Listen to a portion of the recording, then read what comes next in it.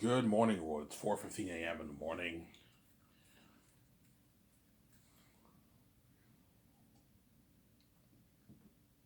Hope you guys enjoyed my video I made earlier yesterday in the afternoon. I'll make a quick 40-minute video. I just finished watching pretty much Sam Shamoon's live video he made. Very interesting video. I watched 3 hours of it and I stopped watching it. If it's a 4-hour video, I'll just watch the rest today.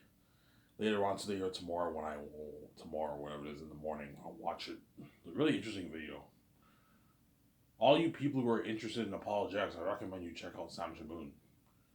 He's an amazing Christian apologist. I think he's the best Christian apologist in the world. In terms of um, arguments against Islam and defending Christianity. When I mean defending Christianity, I mean the defending the teachings in the Bible. He's the best in the world. In terms of the other stuff outside the Bible, like scholarship about manuscripts, he's not the best man for that. But in terms of biblical theology and arguments against Islam and defending the Bible, he's the best apologist, Christian apologist in the world. He's amazing, man. He has amazing deep arguments. Even though the Bible's fancy and Islam is fancy, obviously, he's still entertaining to watch that stuff. Obviously, I used to watch that stuff all the time back in 2009. 2010, 2011, I used to watch Sam Shamoon and David Wood on ABN. I remember those days. You guys remember? All you guys who follow Sam, you remember those days? ABN, Sam, and Dave. Sam was fat. He was fat back then. I was in. He used to do shows on ABN, the Jesus of Muhammad show. I love that shows. The Jesus of Muhammad show. Remember that, guys? Yeah, I remember that. Yeah, I remember that. I was in. I remember those days. Obviously, I remember those days like crazy, obviously. But him and David Wood are no longer on ABN. They left ABN in 2015. They left. So they were doing ABN shows for 6 years, and they left after that. Yeah.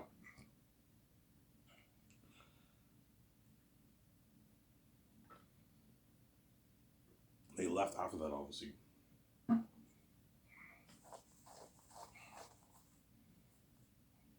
Yeah.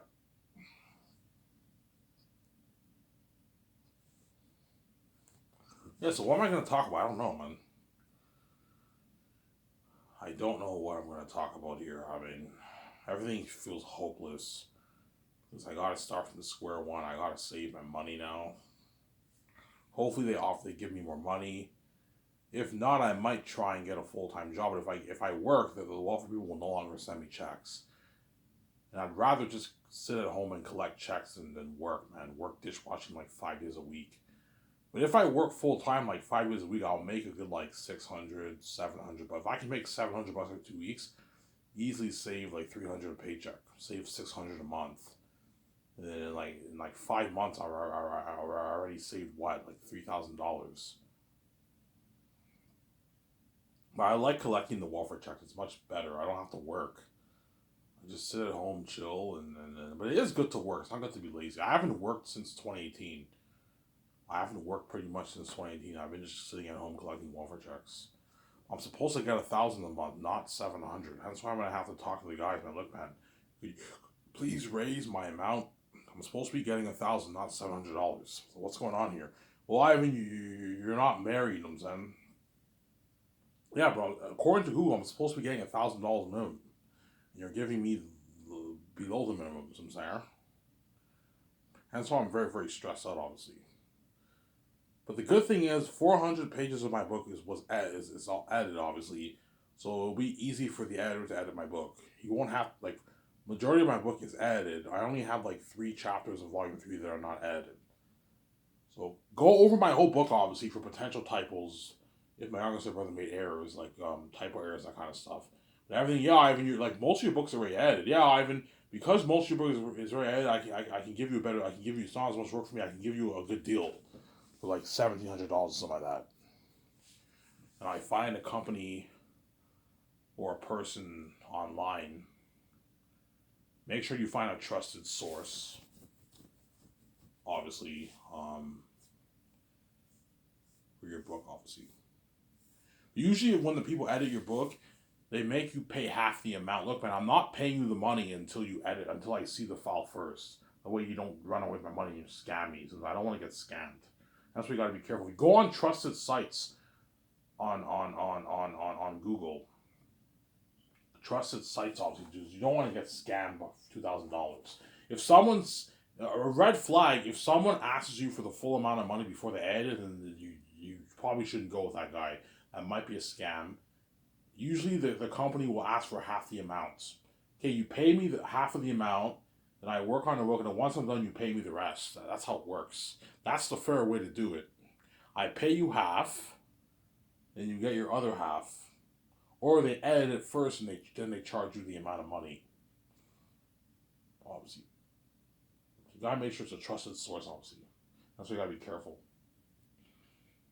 So sometime next year, 2024, I'll probably be hiring the editor, and the editor will proofread my book.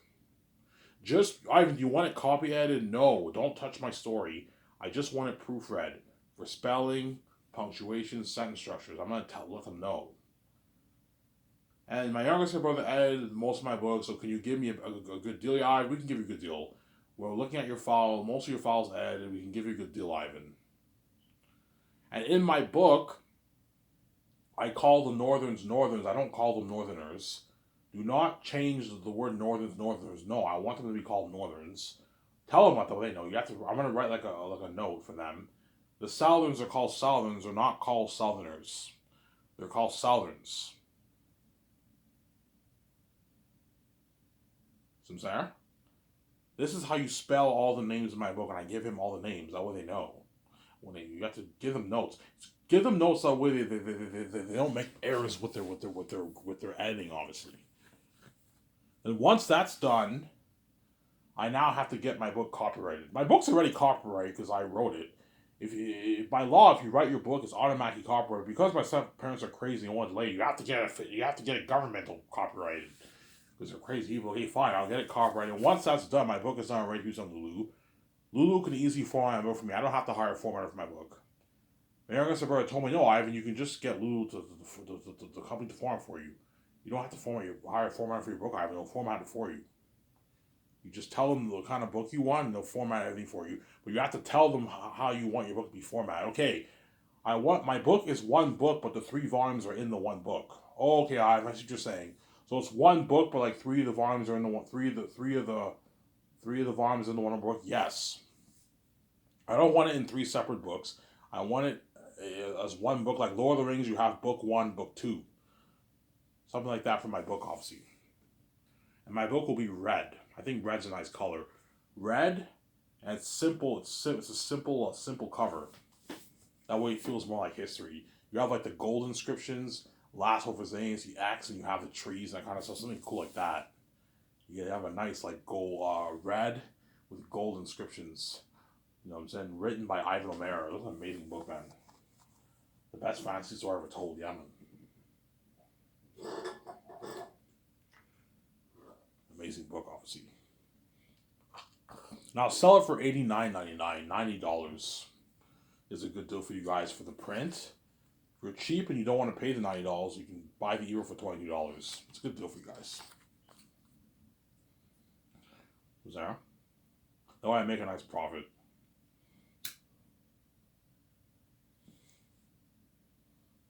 Depends how much my book costs. If it only costs like $25, I can even sell it for $70. $75, even $80 I can sell for. But I'll probably sell it for $90. That way I make more money.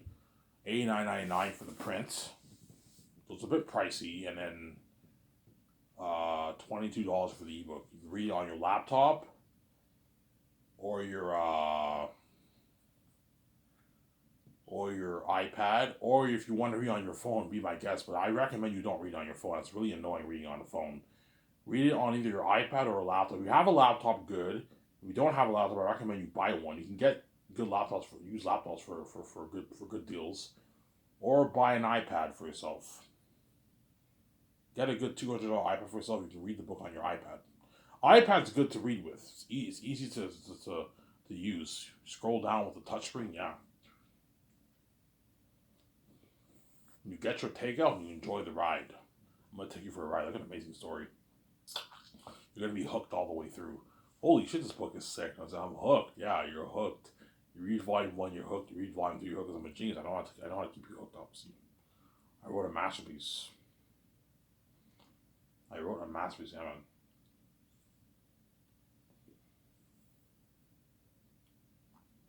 And that's why my book is worth billions.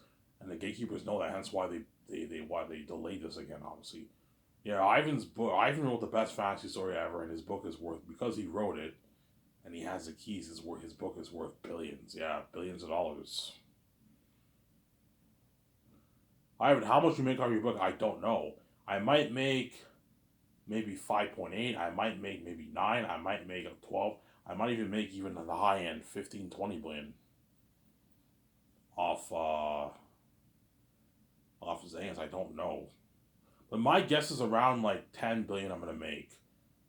10, 11. I'm gonna predict 12. I think I'm gonna make about 12 billion off my book. A lot of money, man. Yeah, man. But even though I hate these keys, it's because of the keys and my brilliant mind, obviously, I'm able to make this kind of money. And now that I have money, I'll be more. Yeah, even though the keys are annoying, once you have money, you're going to be a lot more happy. It's going to make you a lot more happy. Money can't buy you happiness, but it can make you happy. I'm going to be a lot more happy when I have money and I have my freedom. I'm free. Freedom and wealth, obviously, and financial control. And with that money, I now have enough money to start Skysource and fund my Zane's movie with my own cash. That's a boss I'm gonna be, yeah, man. Fund it for $1,200,000,000. Fund the game for $460 million. Build my property of land for my Skysource film studio. I'm gonna put a good like 170, 165 towards the land. 170 million towards land is enough money for the project. It's a massive project, obviously.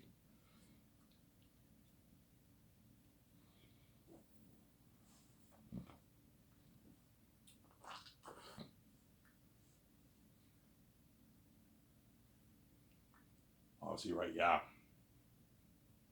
I now have enough money to pay the Hollywood actors. Because I'm a billionaire, I can pay the Hollywood actors their millions easily. I can give them a piece of the royalties. The A-listers.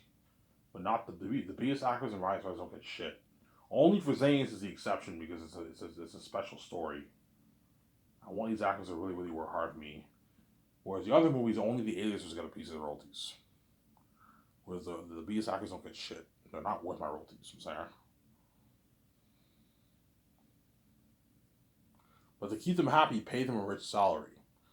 2.5, 3 million. Mostly Aces, I'm small. BSs, I'm probably gonna pay like 2.5 million on average. You gotta watch it for your budget. That's good enough. They don't even make that in Hollywood. They make like 700K, 900K for their shows. And some of them make 1.5, 2 if they're like the star of the show. The ones who make like 2 million are the ones who are the stars of the show. Whereas if you're a supporting character, you're gonna make like your 500, 600, 700K if you're not in Hollywood for your television shows. Sarah. So I pray to God. I'm being honest here. I'm praying to God this thing does not get delayed. I don't want this. If it gets delayed till I'm like 44, man, the Zane's plan is kind of ruined because all these Hollywood actors are all aging and they're all old. Danielle Minette will be like, Danielle Minette is like 4 years older than me. She's like 30, like 5 now. She's getting old. VJ's 30 now. John Boyega's my age. Yvonne George's my age, or 30, 31, I believe. They're 30, turning 31, or 31, right? There's nothing worse than making a movie. You're 40. I paid the people on 44, and they're all 44 years old, and now they're no longer good for the role. I can still make the movie, but like the movie will not be as good because these actors are all aging. It's tough for a 44-year-old to play a 28-year-old guy. Whereas if you're 35, 36, or 37, you can play a 28-year-old person. You know what I'm saying? You can have them make you look a little younger, obviously, but like if you're 44, you can't do it. So the only way I will be able to make a Zane's movie is if I cast an entirely different cast and I don't act it, I direct it. Peter Jackson will be in the 70s by then if I pay the people on 44. He'll be aging like crazy.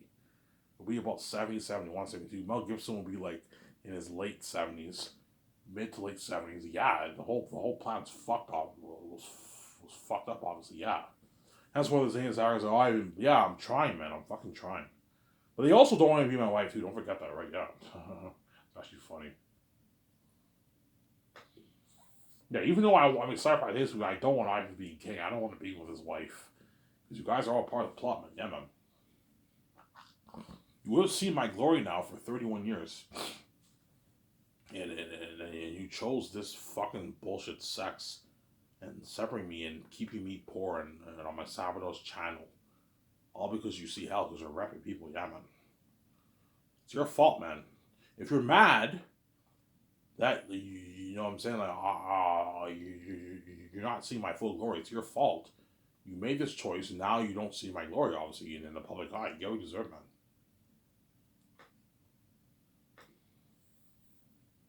That's why you better enjoy this. Why I'm happy saying that.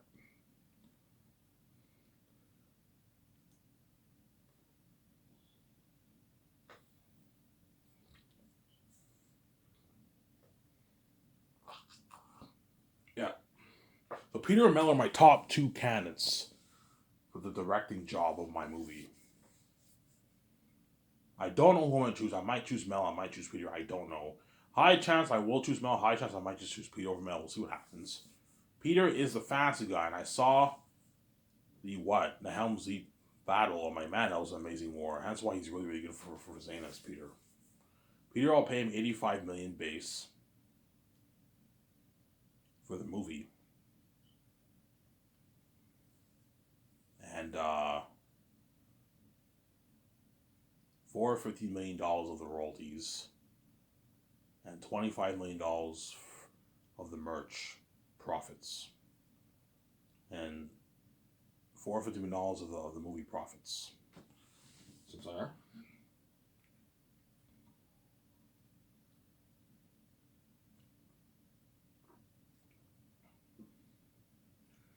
$450 million of the movie profits.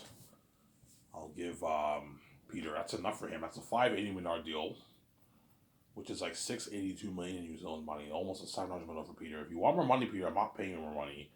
You're getting greedy. This is enough. You can try your best to convince me I'm not going hard in this. That's enough money, man. It's a deal. Yeah, give a good deal. The Mel, I'll pay him $170 million of the box office receipts, profits off from the profits, and $25 million for the merch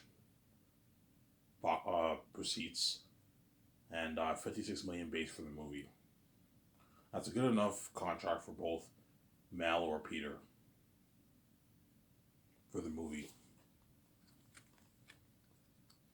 Some Sarah. That's my deal for those directors. That's enough for them, obviously. These Hollywood directors don't even make that money. Yeah. But Peter, he's greedy. He's gonna ask for more money. I'm like, Peter, no, I'm not paying more money. You're fucking greedy, man. You're a greedy pig. Yeah.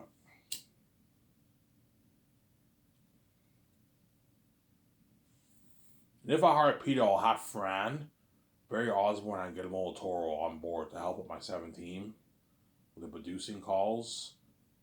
And Guillermo del Toro will be Peter's assistant director for the movie. Some there.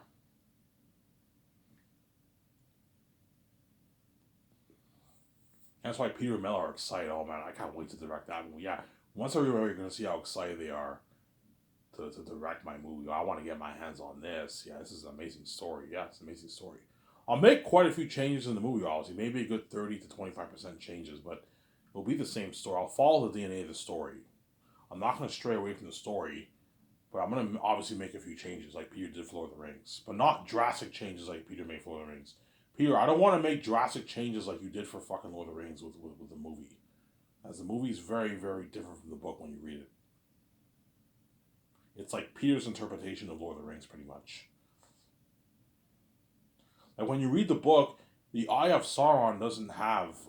The Eye of Sauron was a made up thing Peter Jackson did. Know in the movie how you got that eye? That's not in the book. The book, it doesn't really describe the Eye of Sauron like that. Peter made that up in the movie to make it more interesting, obviously. I see you. Don't remember that? Yeah, it's all made up in the movie. In the book, there is no Eye of Sauron.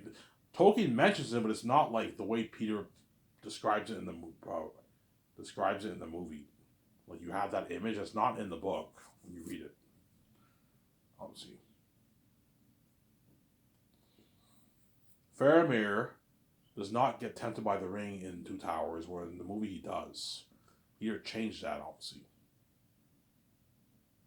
Some Sarah. The scouring of the Shire is not in Return of the King. And that's the end of Return of the King, obviously. Characters, a lot of characters in the book are not in the movie. Haldir, right? Um, Tom Bombadil, Gildor, you know what I'm saying? They're not in the in what? Fatty Bulger, Mr. Maggot. They mentioned Mr. Maggot's cross, but like Frodo and them, they stay at Mr. Maggot's house like on. They eat dinner at his house like on something. Fellowship of the Ring. I read it to you, right? Yeah, it's not in the movie, obviously. I read you the whole book one of Lord of the Rings. You see the difference, guys. Yeah, it's different from the movie. But at the end of the day, Peter had what, a $9 million budget. He only could make 3 movies. He had to cut out a lot of things. You can't cram all that in 3 movies. No way. You have to make like 9 movies to follow like the whole book, man. Which Hollywood will not do, obviously. Whereas for my movie, my book is much easier to follow Lord of the Rings, whereby you don't have to cut out many things. I don't want you cutting out any characters, Peter. I want all the characters in my book to be in the movie. Do not cut out any characters like you did for Lord of the Rings. And follow the story. There's nothing wrong with changing dialogue, changing scenes, changing a few things here and there. Eretad has a long sword instead of an axe. Faful has a long sword. You know what I'm saying? I might do a thing where Maramis he has his bow and arrow, and he has like blades at the end of his arrow. And he fights with his bow. You can do that. That's not in the book, but you can do that in the movie to make it more interesting. Nothing wrong with making changes, obviously, I'm saying. As long as you just follow the DNA of the story. That's why the concept arts will be so fun. When I work with Peter Jackson and Mel, and we're having a blast creating all those characters, the demonic characters, the world building of Zanus, the North, the South, Cyrus, the farmland, Zaphius, the land of the blacksmiths, Barak, the land of the wolves, the Massa wolves. They're called Massa wolves, obviously. If you read the book, the humans call the wolves Massa wolves. They also call them the wolves of Rak. Peter's like, Ivan, the wolves of Rak? Oh, Ivan, you're a genius. That's so cool. Yeah, the wolves of Rak. They're called the wolves of Rak in the book. The humans call them that. Ereteth, they call him the Wolf King. The Devil Wolf King, the Wolf King. The King of the South. That's what they call Ereteth. Ephesus, they call him the Bat King. The King Bat of the Mountains. Takis, they call him the Prince of the North, the Prince of Zanus. Ereteth is called the King of Barak. The Fool is called the Prince of the South, the Prince of Barak. He's also known as the Abomination because he's Ereteth's son, and Ereteth's a devil. Whereas Takis is like the Blessed Hope. They don't call Takis the Blessed Hope, but he's like the Blessed Hope. He's the son of Takis the First, who is the king of who is the king of Zanus and the king of the North. So that's really an amazing story. And Tacitonius and Cassius are Tactius's cousins, and they're royalty too. They're part of the royal family. They're part of the royal family, obviously, but they're not the heirs. Tactius is the heir because he comes from Tactius the First, obviously. The only way they would be the heirs is if Tactius died because they're his cousins, but Tactius is the heir to the northern throne. They're not. Lithius is part of the royal family, but she's not the heir because she doesn't come from Tactius the First. She comes from Patrice, who is not royalty. He's some random man he's some random Zanian. But his mother is Queen Sarah, hence why she's part of the royal family, and she's Tactius's half sister. Half sister. You can call her his sister if you want, but it's Tactius's half sister. She's like 8 years younger than Tactius. She's like 21, 22 years old when Tactius is 30. Some Sarah? Look at an amazing story, Evan.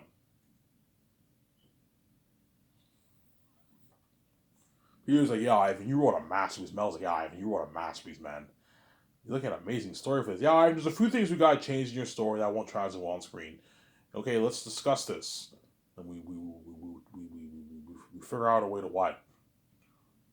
To adapt the story well, obviously, on screen.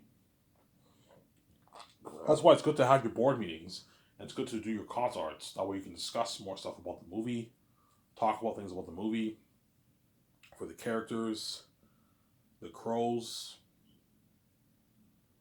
Eretat's crows are the spies of the South. Why are they spies? Yeah, because for intruders. The Northerns are not welcome in the South, just like the wolves and bats are not welcome in the North. Hence why you have the Blood Valley, and a lot of wars were fought there between both sides, because it's a bridge between the North and South. That's why it's a huge, massive valley that goes on for miles, and a lot of wars were fought there between in the history over the 1,000 years. You have 1,000 year history, right, between the wolves and the bat and the humans, because they're not welcome in each other's territory, obviously. That's why you remember that part. The wolves are not welcome in the north.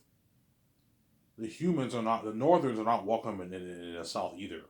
That's why Eretat has spies that keep watch. But the spies are mainly there to keep watch for the one born in the 10th generation, which is Tactius. Because the 10th generation is a special generation, is a lucky generation. That's why Eretat has spies. So if Tactius ever comes here, let me know. Obviously. And if Eretat ever found out Tactius came to the south, he'd want to get rid of him. He'd want to kill him, obviously. Why? Because Tactius is a special. I don't want to spoil so for you. That's why you get that leads to the story. Tactius leaves the walls, and he ends up in Cyrus. That's when he meets with Pyrantyrs, which leads to Tacitonius and Cassius and their 50 men looking for him, and they end up going to the south, and that's where you get the story with Eretat and all of them for Fool, and all of them. That's like an amazing story. It's a masterpiece of a story, yeah. Do Northerns go to the south? Northerns rarely go to the south, because the south is cursed, and they know they're not welcome there, and that's they know that when they enter the south, they're no longer safe. They're in Eretat's region, and you also have the wild crows that can kill you. The wild crows don't always kill people who pass the Blood Valley, but sometimes they could attack you and kill you. That's my point. But Eretat's crows can kill the humans, and they roam around the south a lot. Sincera. But it's very rare you're gonna spot a wolf if you. It's very rare for a human to spot a wolf if they go to the south. If a northern goes to the south, because all the wolves live in Barak. It's very rare for you to spot Eretat or wolves in the south, unless you go to Barak. Near Barak or the Barak, you might spot a wolf there, and if they see a human, they'll kill the human. Or capture them, right? Yeah, you'll see what happens when you read the book, obviously. Because the wolves have no mercy for the humans. They hate the humans. So I don't tell you why they hate the humans. You'll see what I mean when you read the book, obviously. It's an amazing story. And the bats all live in the mountains, in the Gilead city, like Moria. A huge, huge city. Like, no, Moria was huge in the Fellowship of the Ring. Yeah, think of a massive city like that. That's where all the bats live. Just like in The Hobbit, obviously, when Gandalf and the 13 Dwarves, obviously, and Bilbo, they're you know what I'm saying? They're running away from the orcs, obviously. The goblins in the mines are what? They didn't see any goblins in the mines, obviously, because they're affected by the sun, obviously. But once they entered those mines, they saw the Goblin King, they saw the goblins, something like that. The bats all live in the Gilead city. And they're banished pretty much, and they're extinct, obviously, and they all live in the mountains. So the only way a human is really, really in danger. The only way the Southerns are really, really in danger is if they journey near Barak or they enter Barak, which they would never do. They know that's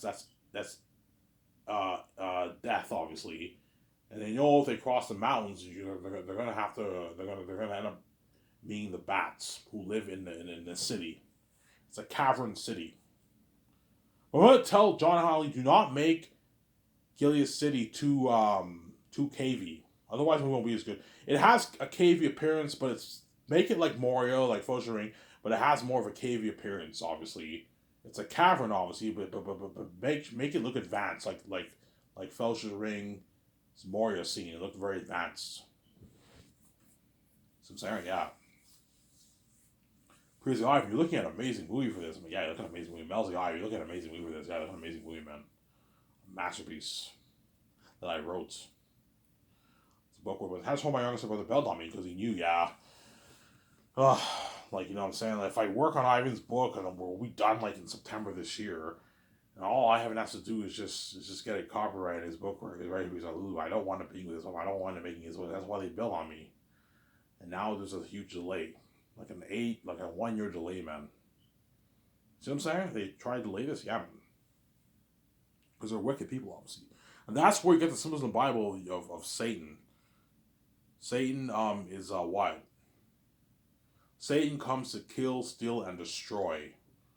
The moment I came to this earth, the stepfamily did their very best to destroy my life. And they're gonna kill me, and what? And then and what? Yeah. They're also gonna try and steal from me by taking all my money. And hopefully Ivan steals and we take all his money, yes. Because they're greedy people, obviously. They're beyond greedy. Even though Peter Jackson's greedy, they're not as greedy as the gatekeepers. The gatekeepers are greedy animals. You have like, I don't know, $1.5 trillion in your bank and you make a big deal out of me making $12 billion in my book. Yeah, Ivan, it's because we know if you make your $12 billion, you have the keys, you have your financial tool, you're gonna make your billions, man. We want that. It's our money. We want that. I'm like, it's not your money. You didn't create this world, man. I created the universe. You did. So don't hate me, son. Yeah. Let's keep Ivan poor, having more minimum wage. Well, we get to make our billions every year because they're crazy people, obviously, yeah. And you have the audacity to get mad at me, telling me I'm a failure in life. Well, the only reason why I'm a failure is because you locked the doors on me, man. And they know it, but because they're wicked people, obviously. Ivan, you're 31 years old. You should be doing something good with your life. I'm like, look, man, you locked the doors on me. I can't make any money. We didn't lock the doors on you. I don't care. I'll prove it. Let me apply to this job that pays $40 an hour. Let's see if I'll get those hours. You know what I'm saying? You know what I'm saying? Yeah, Ivan, it's not, we didn't lock our doors on you. They just couldn't give you hours. Okay, let me apply to another job. Let's see if I get those hours. Before you know it, you see a pattern. I apply to 3 jobs, I never get those hours. Why? Because there's a lock on me. I'm stupid. Yeah. That's why me, Peter, or Mel are going to have a blast when the concerts are going to Molotoro and all of them. We're going to have a blast, man. Yeah, man, a blast. Shut my camera off here.